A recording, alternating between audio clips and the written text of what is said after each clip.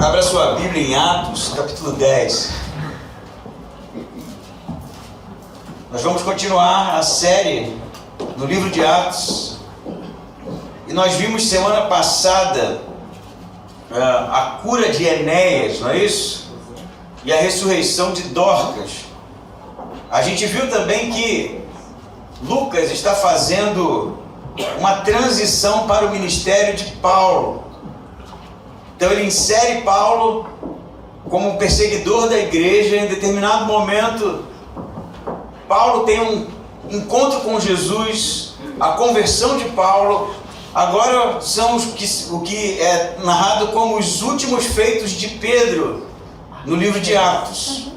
Pedro, então, na cidade de Jope, é onde ele fica, na casa de Simão, o curtidor, depois da ressurreição de Dorcas.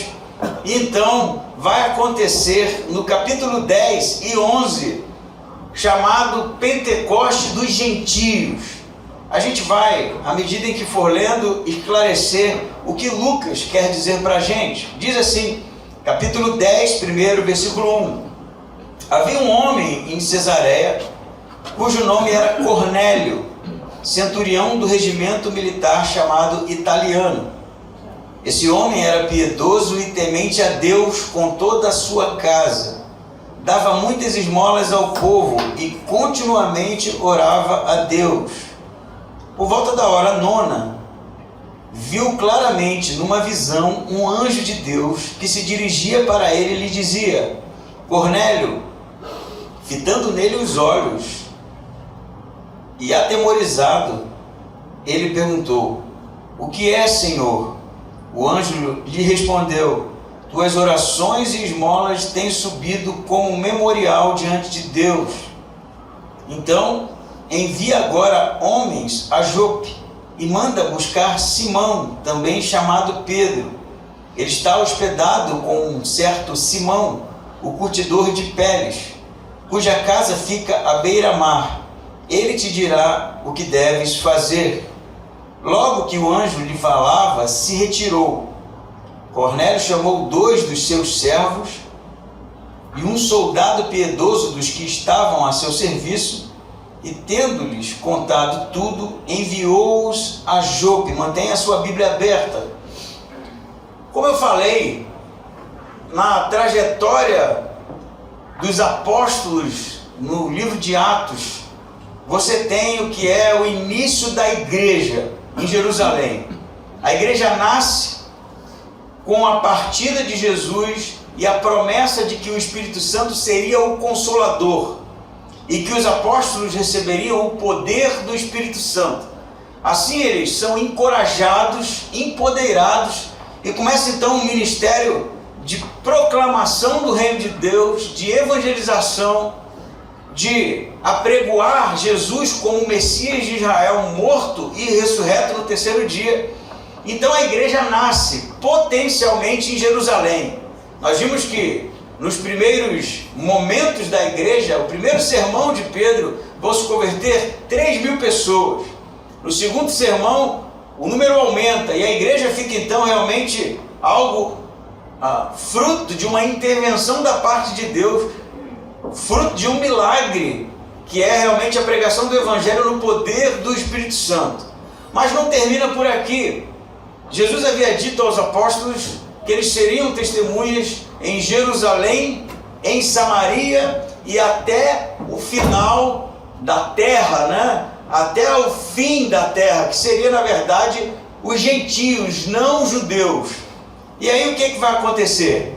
Nós vemos que há o derramamento do Espírito Santo em Jerusalém, não é isso? Quando os apóstolos são enchidos com o Espírito Santo, você vai ter o Pentecoste samaritano, que é justamente onde Jesus falou que eles seriam discípulos, Quando Filipe começa a pregar em Samaria e as pessoas se convertem, e então, com a chegada dos apóstolos, os samaritanos recebem o Espírito Santo. E agora o que nós vamos ver no capítulo 10 é o Pentecoste gentílico, que é quando os gentios, aqueles que seriam alvos da pregação do Evangelho, como Jesus havia dito, testemunhas em Jerusalém, Samaria e até os confins da terra, até o fim da terra, que é o mundo gentílico, é o que vai acontecer aqui com o centurião Cornélio. O que Lucas diz para a gente? Ele fala que esse Cornélio era um centurião, isso é, um capitão de 100 soldados, né? Na verdade, os estudiosos vão discutir se eram 100 ou 80 soldados. A discussão ela é viável, mas o fato é que esse centurião, óbvio que vem de 100, então provavelmente eram 100 soldados à disposição de Cornélio. Só há registro histórico de uma centúria, né, em Jerusalém no ano 60, que é bem depois do episódio que está acontecendo aqui. Mas muitos acreditam que a centúria aqui liderada por Cornélio estava em Cesareia, porque Cesareia era onde ficava a casa do governador. Então, o governador não ficava na Judéia, ele ficava em Cesareia. Por quê? Porque Cesareia tinha um porto, e era um porto que foi construído para cobrança de pedágios. Então, toda a embarcação, toda a mercadoria que chegava através de Cesareia era, na verdade, cobrado imposto, e assim a cidade tomava ares, embora judaica, também romano. Então, você percebe que a cidade de Cesareia é uma cidade que leva o nome de César, né? Óbvio, por isso Cesareia, mas é uma cidade portuária, uma cidade comercial. Por isso a necessidade de um centurião com 100 soldados naquele lugar. Alguns vão dizer que dá possibilidade de Cornélio ser um soldado aposentado. Não aposentado nos termos, né, que nós usamos hoje, completamente aposentado, mas alguém já de experiência, mas que ainda ficava a serviço porque era alguém de confiança. O que Lucas diz mais para a gente? Diz que o seu regimento era o regimento chamado italiano, né, porque eles eram latinos, né, da Itália, cuja língua era o latim. E ele diz no versículo 2 que Cornélio era piedoso e temente a Deus com toda a sua casa. Ele diz mais, ele diz que ele dava esmolas ao povo e continuamente orava a Deus. Então, que tipo de romano é Cornélio? Porque o que Lucas está fazendo para a gente é apresentar Roma como alvo da evangelização e da conversão e do recebimento do Espírito Santo. Cornélio é alguém, além de ser de confiança, um homem que geria, não é, comandava uma centúria. O texto diz para a gente que ele era piedoso, ele dava esmolas, né? Não é dava esmola como andar pelo centro do Rio de Janeiro e ver um pedinte e dar esmolas, né? Na verdade, havia uma maneira oficial de dar esmolas, ou de ajudar os necessitados. Na maioria das vezes esse recurso era recolhido pela sinagoga, não é isso? E então o recurso recolhido ajudava os mais necessitados. Então provavelmente era isso que Cornélio fazia. Ele não ia andando pela rua e ele viu necessitado, ele dava um dinheirinho. Ele participava, ainda que de maneira gentílica, né? Porque ele não é um prosélito, eu vou explicar do que se trata, mas ele participa de uma sinagoga e ele dá o recurso para realmente ajudar os necessitados. E a sinagoga recolhia esse recurso e direcionava, não é? A gente pode perceber, por exemplo, no início da igreja tem o problema com as viúvas, não é? Que não eram assistidas. Elas não eram assistidas porque eram viúvas helênicas, né? Gregas, judeus gregos. E aí, por ser de nacionalidade grega, as sinagogas não cuidavam desses, né? Por isso que vai haver necessidade ali na comunidade cristã. Cornélio era alguém que participava da sinagoga, participava com recurso para realmente o cuidado dos pobres. E diz o texto que ele orava continuamente a Deus. O que isso significa? Significa que Cornélio orava 3 vezes ao dia, como o judeu orava. O judeu orava por 3 vezes, é assim descrito no livro de Daniel, não é? E é por conta do livro de Daniel que os judeus oravam como oravam, as 3 vezes no templo. Oravam pela manhã, à tarde e no final da tarde, os 3 momentos de oração. E Cornélio orava como os judeus. Então ele era alguém que participava da sinagoga com o seu recurso, era alguém que orava à maneira judaica, embora ele não fosse circuncidado. Ele não era um prosélito. Um prosélito era alguém que era gentio, né? Não era judeu, e se convertia ao judaísmo, se submetia à circuncisão, se submetia a todos os signos, né? E quando eu falo signo, eu estou falando de coisas que eram representativas para Israel, né? Como a guarda do sábado, como rituais de purificação.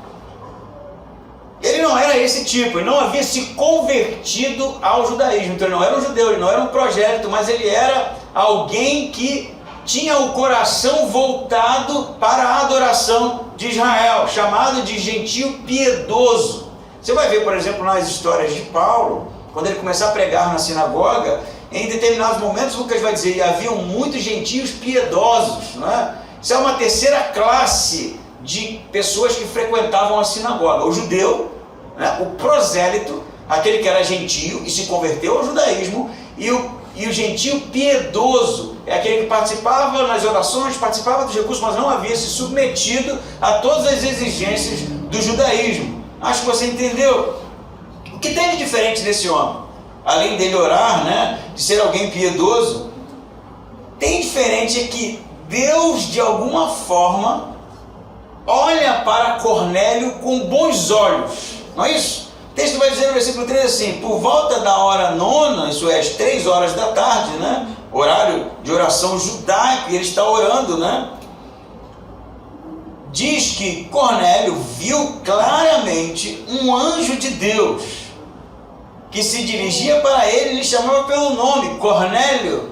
É interessante isso, porque quando há algo semelhante no Antigo Testamento e no Novo Testamento, é sempre chamado pelo nome aquele que tem a visão, não é? Aquele que tem a experiência espiritual. A gente não consegue lembrar da história, né, de Deus intervindo e o nome sendo chamado, o nome de Samuel, né? Samuel por 3 vezes é chamado por Deus.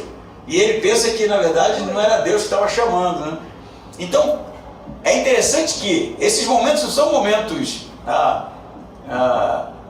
comuns, né? Não são momentos banais, são momentos exclusivos e especiais na história, realmente, da revelação do que era o Evangelho de Deus, do que era o Reino de Deus. Perceba que o anjo conhece Cornélio e chama ele pelo nome. O que acontece com Cornélio? Fica muito feliz, não é? Começa a gritar, louvar a Deus, ó, vi um anjo. Não, ele teme, porque todas as vezes que há uma aparição de um personagem espiritual, do mundo espiritual como anjo, como o anjo do Senhor no Antigo Testamento, como o próprio Deus em alguns determinados momentos, há sempre a experiência do temor, do prostrar-se, do realmente ficar de joelhos diante daquilo que é, de certa forma, algo que não se pode conhecer em sua totalidade, né? Algo que foge realmente à nossa cognição, ao nosso conhecimento. É o que vai acontecer com Cornélio. Cornélio teme quando vê o anjo, e ainda mais quando o anjo o chama pelo nome, né? Provavelmente, especulo eu, Cornélio ficou com medo, porque achou que seria punido. Por isso ele fica com medo, teme e pergunta, o que queres, Senhor? O que você quer de mim, né? É algo realmente bem na defensiva o que Cornélio está fazendo. Então o que diz o anjo? Vai dizer assim no versículo 4, fitando nele os olhos, né? E atemorizado, ele perguntou, o que é, Senhor? O anjo lhe respondeu, tuas orações e esmolas têm subido como memorial diante de Deus. O que isso significa? A expressão aqui, memorial, ela é uma alusão direta à fumaça do sacrifício que era feito no templo e que era agradável a Deus, correto? A gente sabe que os animais eram sacrificados por conta dos pecados, não é? E esse ato gerava a queima da gordura dos animais, e esse cheiro era agradável a Deus. Não é que Deus gostasse de gordura queimada, né? Óbvio, vocês não vão pensar isso. Mas o que agradava a Deus era o ato de contrição, de arrependimento, porque sacrificar um animal era realmente um ato de arrependimento dos pecados. Por isso que estava se sacrificando, eu pequei e o animal morre no meu lugar, o inocente padece no meu lugar. E esse ato de contrição é que gerava realmente um cheiro agradável a Deus, até porque em determinados momentos, quando o sacrifício era feito à revelia, de qualquer jeito, como Saul, por exemplo, não era nada agradável a Deus, né? Então não é sobre fumaça ou cheiro de gordura queimada, né? É sobre realmente o ato de contrição. Então o que está acontecendo com Cornélio? O que agrada a Deus? É que Cornélio dá esmola e ora 3 vezes ao dia? Não. É que Cornélio era um homem de coração quebrantado. Cornélio era um homem que havia desistido dos ídolos romanos. Cornélio era um homem que havia desistido da idolatria e decidido adorar o Deus de Israel, o Deus único. É isso que acontece com Cornélio, que faz com que Deus olhe para Cornélio com bons olhos. É óbvio que Deus tem todo um plano, né? E esse vai ser, na verdade, um episódio que vai abrir as portas para a igreja de vez, ou de uma vez por todas, para os gentios.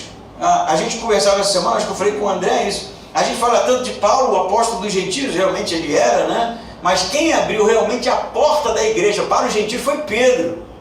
E é o que está acontecendo aqui. Cornélio tem a atenção de Deus, porque tem o coração quebrantado, porque é um homem que tem temor a Deus. Ele não é alguém convertido ao judaísmo, mas ele era alguém que realmente tinha no seu coração um louvor, uma adoração genuína. Mas o que o anjo vai dizer para ele? Parabéns, Cornélio. Poxa, Deus está feliz com você e agora esteja salvo, né? É isso? Não, né? O que o anjo fala para ele? Vou te dizer o que você tem que fazer. Percebeu isso? Vá até a rua tal, vai dar o endereço bonitinho, né? Com a carta aqui, ó. Carta endereçada a Simão o Curtidor, né? Porque era a casa, para entregue a Simão Pedro. Não eram dois Simões, né? Que estavam ali naquela casa. Então ele manda homens de sua confiança, não sem antes contar a história, não é? E diz que, inclusive, toda a casa de Cornélio temia a Deus, não é? Pois esses homens aqui são homens que provavelmente compartilhavam da mesma crença de Cornélio, por isso ele confia a eles. E ele manda então esses homens irem até Jope procurar a Pedro. Pois então, vamos parar por aqui, né? A gente vai ler mais. Mas uma pergunta que eu sempre me faço: por que não era suficiente para Cornélio ser um homem que fazia boas obras, ser um homem que ajudava os pobres, ser um homem que orava por 3 vezes ao dia, ser um homem que tinha a atenção de Deus por causa de um coração realmente verdadeiro? Por que a necessidade de mandar buscar Pedro? Para pensar nisso. Se era sobre a salvação aos gentios, por que o anjo já não falou: Jesus é o Senhor, né? Ressuscitou no 3º dia, esteja evangelizado, receba o Espírito Santo, e pá, começou a igreja lá em Cesareia? Por que isso não acontece? Eu vou dizer por que não acontece. Primeiro, porque ser bom não é suficiente para ser salvo. Ser bom não é suficiente para ser salvo. Porque se fosse sobre ser bom, não seria sobre a graça, sobre o sacrifício de Cristo na cruz. Fazer orações, ter o coração voltado para a religião, seja ela qual for, não é o suficiente para ser salvo. Ninguém consegue ser salvo sozinho. Ninguém consegue ser salvo através de suas ferramentas. Ninguém consegue ser salvo através dos seus dons. Ninguém consegue ser salvo através das boas obras. A salvação somente é possível através da morte e ressurreição de Jesus. Por isso não é o anjo que vai dizer para Cornélio: esteja salvo porque você agradou o coração de Deus. O que o anjo vai dizer é: irei lhe dizer o que você precisa fazer. Precisa fazer para quê? Para ser salvo. E o que ele precisa fazer? Ouvir, através de Pedro, que é o que vai acontecer, a pregação do Evangelho e se render de maneira integral, plena, diante do senhorio da pessoa de Jesus, o Cristo. Entende isso?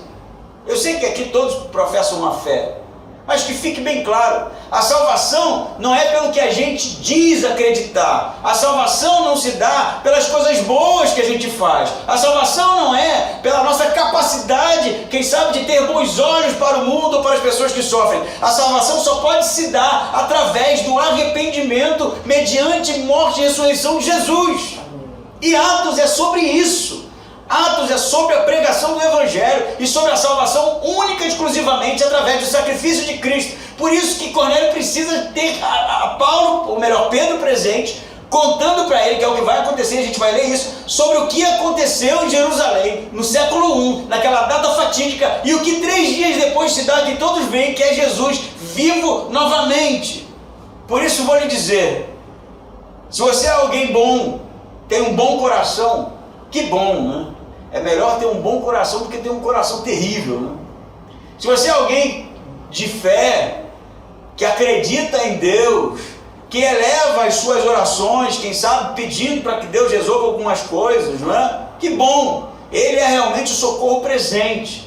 Mas uma coisa eu vou dizer, se você não caiu de joelhos diante da pessoa de Cristo e reconheceu que você é um pecador miserável e que merece ou melhor, carece da misericórdia e não merece a salvação através dos seus atos, dos seus dons, dos seus talentos, da sua capacitação, você nunca foi salvo. E pode ser que o anjo esteja hoje dizendo para você: fulano, Deus tem olhado para você, sei que há verdade no seu coração, sei que você quer viver uma vida honesta, direita, mas se você não se arrepender diante de Jesus, reconhecendo a sua condição de pecador, reconhecendo que só Ele pode salvar o homem, não adianta nada. Eu não quero aqui forçar o texto, né? Óbvio que o texto é algo grandioso, é o Pentecoste gentílico, né? Mas as palavras do anjo são assertivas. Eu lhe direi o que você precisa fazer. Amém? Amém. O texto continua, né? Vamos ler versículo 9. No dia seguinte, enquanto estavam a caminho, já perto da cidade, Pedro subiu ao terraço para orar por volta da hora sexta. E sentindo fome, quis comer. Mas enquanto lhe preparavam a comida, sobreveio-lhe uma visão. Ele viu o céu aberto e um objeto descendo, como se fosse um grande lençol baixado pelas quatro pontas sobre a terra. Nele havia todo tipo de quadrúpedes, animais que rastejam pela terra e aves do céu. E uma voz lhe disse: levanta-te, Pedro, mata e come. Mas Pedro respondeu: de modo nenhum, Senhor, porque nunca comi algo profano ou impuro. Pela segunda vez a voz lhe falou: não chames de profano o que Deus purificou. Isso aconteceu 3 vezes e logo o objeto foi recolhido ao céu. Pois então, o que Lucas conta para a gente é que o anjo aparece para Cornélio, não é? E diz para ele mandar pessoas, né, ao encontro de Pedro. Interessante é que o anjo poderia ter falado para Cornélio: vai até Pedro, não é isso? Mas ele não diz isso. Ele quer que Pedro vá até Cornélio. Manda chamar, não é? Dá um endereço, não é? Direitinho, o dono da casa, o nome da rua, a cidade onde está, para buscar Pedro. Ao mesmo tempo, o texto vai dizer para a gente que Pedro, em Jope, não é? Outra cidade, no terraço, orando. Interessante que diz que ele orava por volta da hora sexta, que é em torno de meio-dia. E meio-dia não é um horário de oração judaico. Não é meio-dia, eles oravam, na verdade, 3 horas era a oração da tarde. E Pedro está orando antes, né? Isso mostra, na verdade, que Pedro era um judeu que orava 3 vezes no templo, sim, mas ele tinha seu momento íntimo também de oração. Isso mostra outras coisas também, embora não seja o ponto central na nossa leitura, é que parece que Deus fala com a gente quando a gente está orando, né? É quando Cornélio está orando que o anjo fala com Cornélio, é quando Pedro está orando que Deus, ou na verdade Jesus aqui fala com Pedro, né? E quem sabe a gente queira ouvir tanto a voz de Deus, mas se dedique tão pouco à oração, né? Vai ver que é por isso que a gente tem tanta dificuldade para entender o que Deus quer da gente. A gente deve orar pouco, eu penso. Mas o que acontece é que Pedro tem fome, né? Inclusive fora de horário. Não era um horário de refeição. Os judeus faziam uma refeição pela manhã e a outra refeição ia ser de tarde. Então está tudo meio fora de lugar aqui. Pedro está orando num momento pessoal, não num momento que era uma oração oficial judaica. Ele tem fome num horário fora de lugar aqui, não é? E diz que enquanto lhe preparam alguma coisa para comer, ele tem uma visão. Prestem atenção. Ele olha para o céu, né? E vê um objeto descendo, como se fosse um grande lençol baixado pelas 4 pontas sobre a terra. O que seria esse lençol? Discussão existe bastante, né? Mas a possibilidade de ser uma vela de embarcação é muito grande, até porque ele estava em Jope, que também era uma cidade de navegação, não é? E provavelmente ali haviam barcos, óbvio, se havia navegação, então o lençol não é um lençol de cama, né? Porque eles nem usavam esse tipo de coisa, né? Não tinha lençol para forrar a cama, né? Você tinha ali a maca onde se dormia, mas não ia ter um pedaço de tecido desse tamanho para dormir. Então, a probabilidade de ser uma vela de embarcação, o tecido que se usava na vela de embarcação, é muito grande. Então ele vê esse tecido, essa vela de embarcação, e dentro, animais impuros. O que isso significa? Significa que o judeu, ele não comia qualquer alimento, ele não comia qualquer animal. Se você procurar em Levítico capítulo 11, tem ali as restrições alimentares dos judeus. Eles só poderiam comer, por exemplo, animais de casco fendido. Na verdade, a alimentação, no que tange a questão da proteína, né, era gado e ovelha, é o que eles comiam. Animal que não tivesse o casco fendido, eles eram proibidos de comer. Então o que Pedro está vendo nesse lençol? Todo tipo de animais impuros. Impuros porque eram proibidos. Deus havia proibido Israel de se alimentar desses animais. Por quê?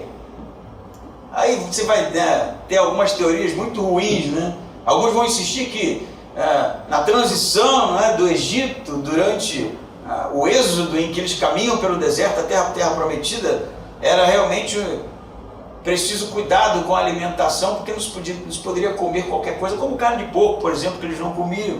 Mas não é nada disso, né? A restrição alimentar é, na verdade, uma separação do povo de Israel dos outros povos. A restrição alimentar sempre foi para mostrar que Israel não iria ter comunhão com os outros povos, povos pagãos, povos de origem idólatra, né? De origem realmente que vinha do paganismo mesmo, em toda a sua essência, em toda a sua religião. A restrição alimentar tinha a ver, óbvio, com comunhão, porque no mundo ocidental, não é? E principalmente no primeiro século, até hoje inclusive, sentar para comer é muito mais do que fazer uma refeição junto. Sentar para comer é ter comunhão, a ponto inclusive de ser tratado como família. Se você senta, não é isso? Rosinha e Beto, que já visitou algumas vezes, né, Israel, sabe, né?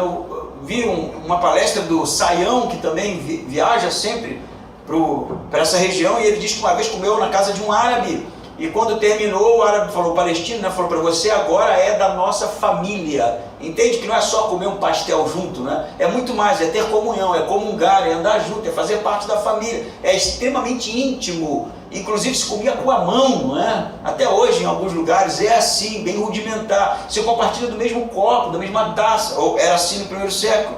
Então, isso restringia Israel, óbvio. Porque não era só sobre os alimentos impuros, no sentido de trazer problema para a saúde, mas de tornar um povo separado, exclusivo, que não se relacionava, que não comungava com os pagãos. A circuncisão, a mesma coisa. A circuncisão é sobre a aliança, mas sobre a separação. Esses são meus, né? Então, você sabe que na Segunda Guerra Mundial, quando alguns judeus fugiam, muitas vezes eram pegos, né, escondidos na casa de outras pessoas, e a maneira de descobrir se ele era judeu ou não era ele deixando nu, para ver se ele era circuncidado. Perceba? Como até hoje o efeito é o mesmo, separação, exclusividade. Por isso que o judeu não comia qualquer coisa, por isso que Deus fez a restrição realmente alimentar. E você pensa Pedro, que viveu assim a sua vida inteira, ele não comia isso, que isso para ele era coisa terrível, né? Porque não é só o que eu estou falando para você, entendi. Uma coisa é você entender isso, outra coisa é você ser criado dessa forma a vida inteira, não é?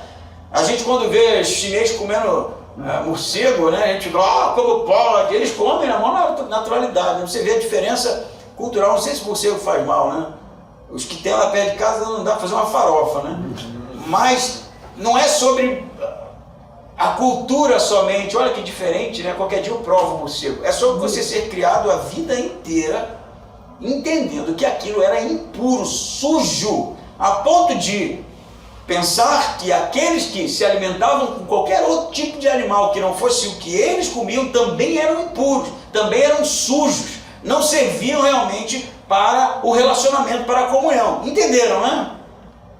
Então o que Pedro está vendo? A vela do barco aberta, os animais impuros. Ele está sentado orando, porque se orava sentado, né? Não em pé como a gente faz hoje. E a voz de Jesus, o Senhor aqui, fala com Pedro, é Jesus, Kurios, né? No grego, diz para ele assim: Pedro, levanta, mata e come. Engraçado que nem fala assim: Pedro levanta, limpa, prepara, tempera e come, né? Ou assa. É uma coisa para ser chocante aqui, até porque o judeu não comia, mesmo o gado e a ovelha com sangue, né? Deveria ser sangrado, se cortava ali o animal, sangrava na terra e só poderia comer o animal depois que isso tivesse sido feito. Mas o que a visão diz para ele? Não, era para ele matar aquilo e comer. E aí o que acontece com Pedro? Sim, Senhor, se tu mandas, né? Nem, para você entender a coisa aqui, nem a voz do céu mostrando uma visão, mandando Pedro comer, faz ele comer aquilo. Porque o asco de Pedro é tão grande, o nojo de Pedro é tão grande, o seu judaísmo, né, presente ali na sua realidade é tão grande que ele de maneira nenhuma, Pedro é bem assim, né? Ele tem umas respostas, né? Jesus fala: vou lavar teu pé. Aqueles: de maneira nenhuma, né? Jesus fala: vou morrer. Pedro diz: de maneira nenhuma, né? Ele é bem intenso. E é o que ele faz aqui. Eu comer isso aí? De maneira nenhuma. Eu nunca coloquei na minha boca nada de impuro. Eu nunca me contaminei.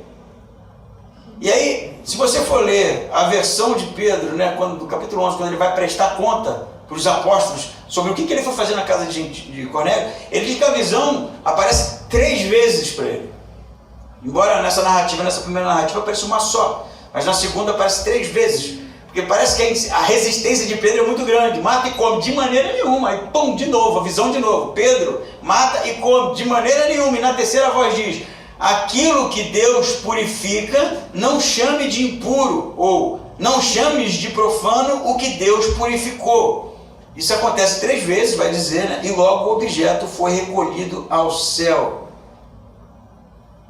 Pois é, eu poderia pregar sobre tantas coisas aqui, mas o centro dessa visão de Pedro é a narrativa como um todo, né? Porque estão chegando homens na porta de Pedro, são gentios, são romanos, e vai haver a necessidade de Pedro ir até a casa de Cornélio.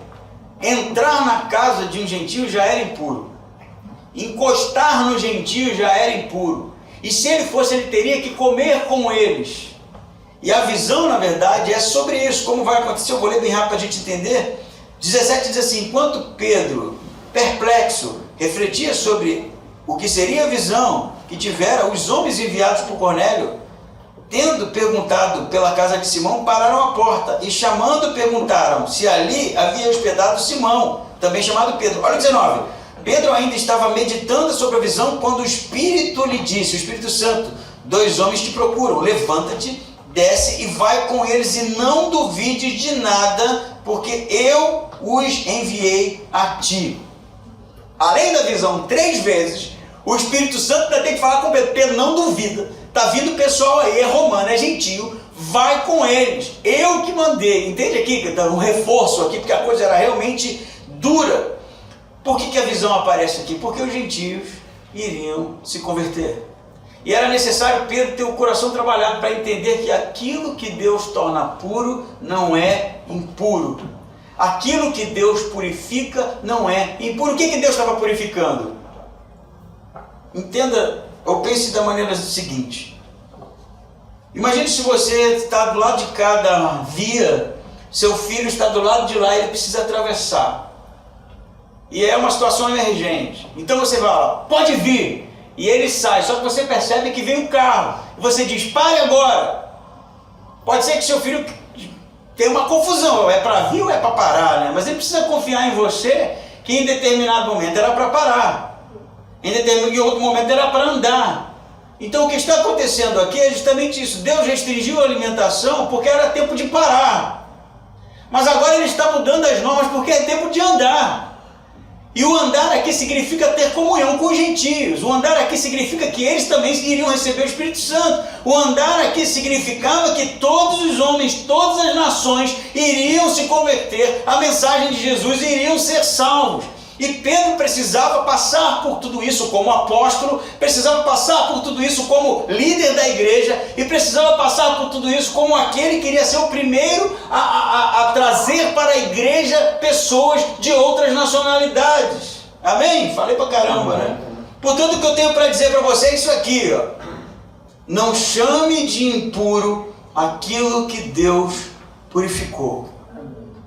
Eu não sei o que você pensou na sua cabeça quando eu falei isso, mas eu vou rapidinho esclarecer.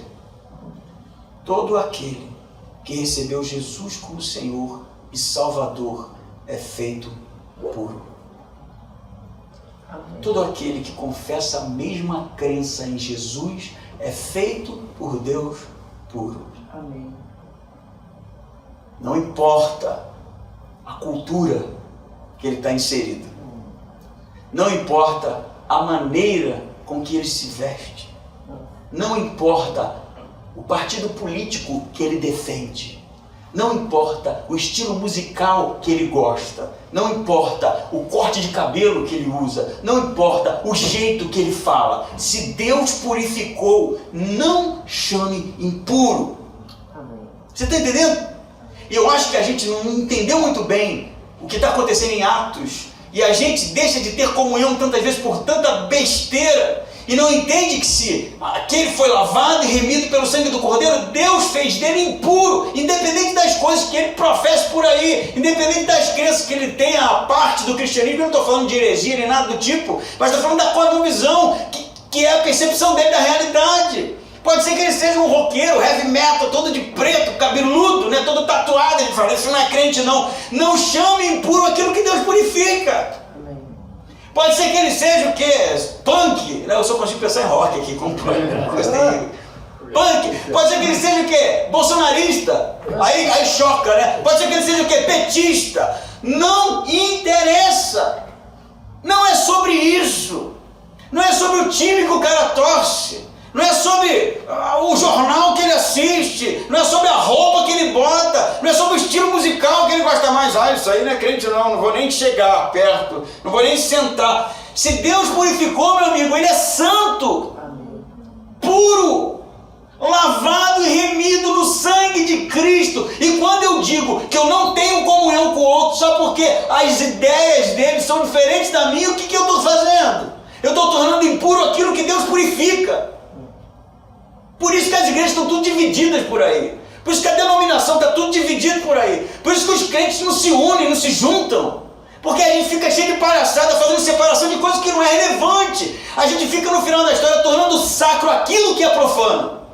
A gente torna sacro o que é profano e sai com a bandeirinha, isso aqui é de Deus. Enquanto Deus nem lá está.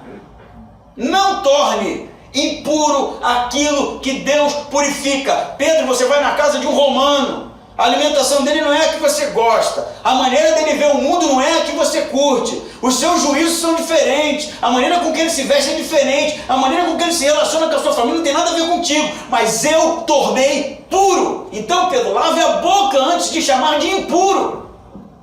Amém? Amém.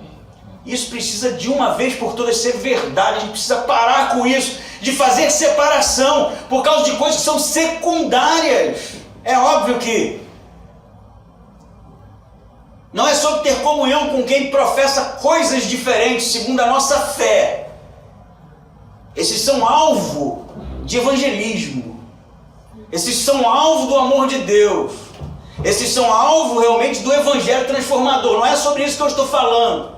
Não é sobre a igreja abrir as portas para tudo que é tipo de coisa que é contrário aos ensinamentos de Jesus, que é contrário às escrituras, no sentido de sermos ecumênicos agora, né? Nós recebemos todo mundo. Não é sobre esse tipo de coisa. Eu estou falando de pessoas que foram lavadas e remidas no sangue do Cordeiro. Essas são santas, puras, limpas.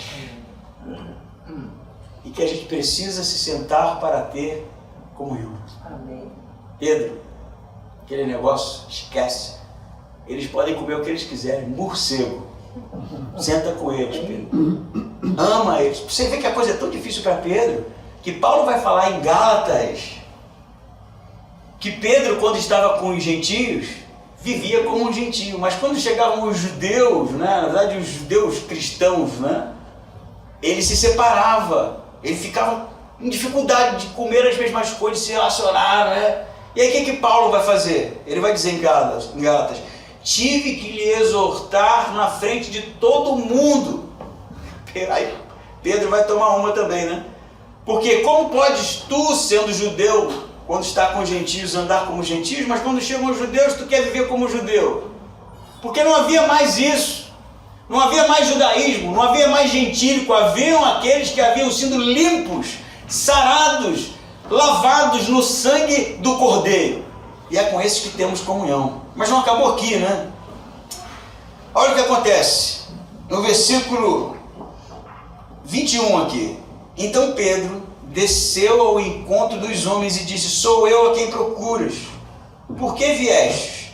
Eles responderam, o centurião Cornélio, homem justo e temente a Deus, que tem bom testemunho de toda a nação judaica, foi avisado por um santo anjo para te chamar à sua casa e ouvir as tuas palavras.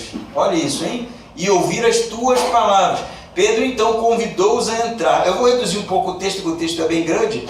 Vá para o versículo 39, diz assim, já Pedro lá na casa de Cornélio, Cornélio vai contar toda a história de novo, da aparição do anjo. Na verdade essa história é contada 4 vezes, não é? Primeira vez é a narrativa de Lucas, a segunda vez é Cornélio contando para Pedro, na verdade a segunda vez são os homens contando para Pedro, a terceira vez é Cornélio contando tudo de novo para Pedro, e a quarta vez é Pedro contando tudo de novo para os apóstolos. Para tu ver que é importante, né? 4 vezes é para prestar atenção. Se tu dormiu na primeira, tem a segunda, dormiu na segunda, tem a terceira, tem a quarta, para você realmente prestar atenção no que está acontecendo. E diz que Pedro lá na casa de Cornélio, né? Cornélio vai, se senta com a família, o que ele tem para dizer? Eu não sei, né? O anjo mandou você vir aqui. E aí o que Pedro, eu vou ler com vocês aqui, 39. Aqui. E somos testemunhas de tudo quanto ele fez. Jesus, né? Tanto na terra dos judeus como em Jerusalém, mas eles o mataram, pendurando no madeiro. Deus o ressuscitou ao 3º dia e lhe concedeu que se manifestasse, não a todo o povo, mas às testemunhas predeterminadas por Deus, a nós, que comemos e bebemos com ele, depois que ressuscitou dentre os mortos. Ele nos ordenou que pregássemos ao povo e testemunhássemos que, por Deus, ele foi constituído juiz dos vivos e dos mortos. Todos os profetas dão sobre ele testemunho de que, por meio de seu nome, todo o que nele crê receberá o perdão dos pecados. 44. Enquanto Pedro dizia essas coisas, o Espírito Santo desceu sobre os que ouviam a palavra.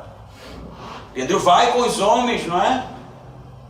Cornélio conta, eu tive a visão, o anjo mandou te chamar, eu não sei porquê, realmente estou esperando. E aí Pedro também não sabe muito bem, né? Está meio confuso ali, na verdade já chega dizendo, se você ler com cuidado depois em casa, Pedro já chega ali na casa de Cornélio e fala, tu sabe que não é lícito um judeu se misturar com gentio, que é impuro, né? Tu já sabe disso, né? Então eu estou aqui, mas, né, o 28 vai dizer assim, Deus me mostrou que nenhum homem devo chamar profano ou impuro. Então ele já foi refletindo durante a viagem até a casa de Cornélio. Então ele já chega dando a carteira, tu sou judeu, tu sabe disso, mas tem alguma coisa especial aqui. Deus me mostrou a visão, por isso eu vou entrar e vou te contar a minha história. E a história de Pedro é o discurso de Pedro que ele pregou para todo mundo desde Atos 1, né? Jesus, o Filho de Deus, que foi condenado, que morreu, mas os profetas falavam dele. No 3º dia ele ressuscitou, e todo aquele que crer no seu nome, o que acontece? Será salvo. E o que diz o texto? Enquanto Pedro dizia essas coisas, Pedro não tinha nem terminado. Ele nem falou assim, Cornélio, quer orar comigo? Cornélio, você recebe Jesus? Né? Cornélio, você quer vir à frente? Cornélio, você levanta a mão, né? Não terminou aqui. Ele está ainda contando. Enquanto Pedro ainda dizia essas coisas, o que aconteceu com Cornélio e a sua família? Receberam o Espírito Santo. Você sabe por quê? Porque o Espírito Santo só pode ser recebido por aquele que possui o Espírito Santo na pregação da palavra. Não sei se você entendeu. As pessoas só irão receber o Espírito Santo se aquele que tem o Espírito Santo pregar para ele. Porque o único que convence o homem da justiça, do pecado e do juízo é o Espírito Santo. E convence através de quem? de quem tem o Espírito Santo, do portador do Espírito Santo. Por isso que Pedro tinha que estar lá. Pedro tinha que estar lá porque ele precisava ver tudo isso, óbvio, porque é sensacional o Evangelho sendo pregado aos gentios e os gentios se convertidos. Ele tinha que ver mesmo, ele tinha que ter a visão, ele tinha que entender tudo isso. Mas Pedro tinha que estar lá também porque só se recebe o Espírito Santo, só se entrega a Cristo se ouvir da boca daquele que tem o Espírito Santo a pregação do Evangelho. Portanto, querido, a responsabilidade era de Pedro, assim como a responsabilidade é nossa. É nossa. Às vezes a gente entra numa vibe assim, se essas pessoas se convertessem, se fulano se convertesse, mas a gente não abre a boca para dar um ai. Que o Espírito Santo faça a obra, né? Como se o Espírito Santo fosse um raio que vai pela corrente elétrica e visita a pessoa. Pode ser um anjo aparecendo para a pessoa. Ele não vai evangelizar. Ele vai mandar o crente, aquele que possui o Espírito Santo, aquele que recebeu o Espírito Santo para o convencimento da justiça, do pecado e do juízo. A gente precisa entender isso, que a responsabilidade da evangelização, a responsabilidade da transformação dos homens, a responsabilidade da vinda de Jesus, porque Jesus falou que quando todos ouvissem o Evangelho seria realmente o tempo da sua vinda, é da igreja. É dos crentes, é daquele que tem o Espírito Santo. Nós somos propagadores do reino de Deus. E quando a gente se cala, o que acontece? As pessoas não se convertem. E quando a gente se cala, as pessoas padecem. E quando a gente se cala, as pessoas deixam realmente de receber o Espírito Santo, o Espírito de Deus, para a salvação.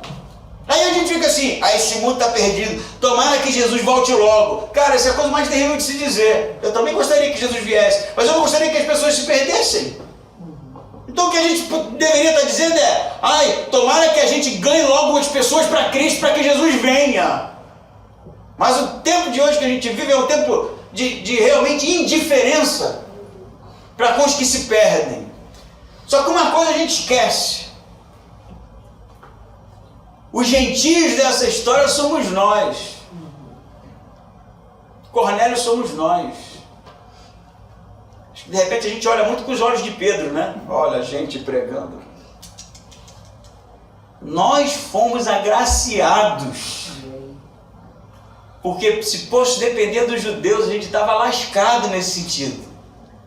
Se Deus não força a barra aqui, o Evangelho não ia chegar na gente. Cornélios, romanos, gregos, sul-americanos, norte-americanos, europeus, estaríamos lascados. Mas Deus olhou com amor para o mundo gentil, para nós, que Paulo vai dizer, estávamos perdidos em nossos delitos e nossos pecados, afundados na lamaçal da iniquidade e da idolatria. Deus olhou com misericórdia e abriu as portas do seu reino para nós.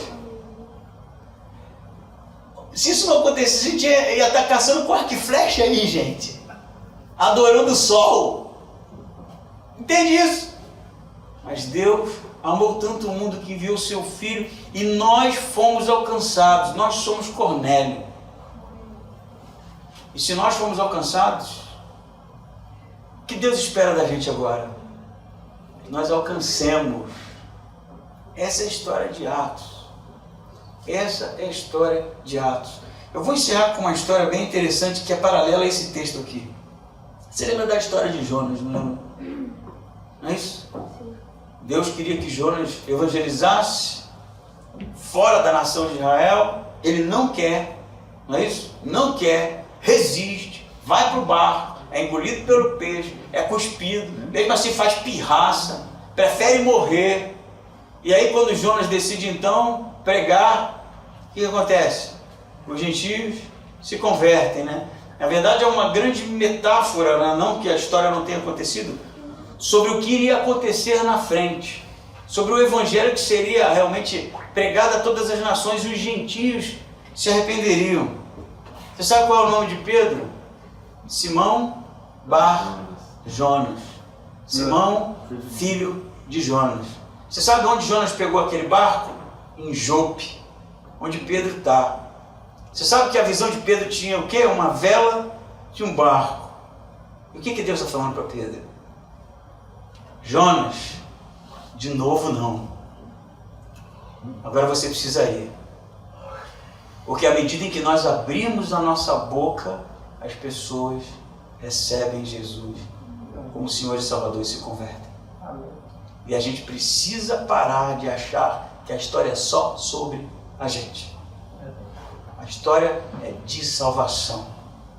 Salvação dos judeus, salvação dos samaritanos e de nós, os do confins da terra.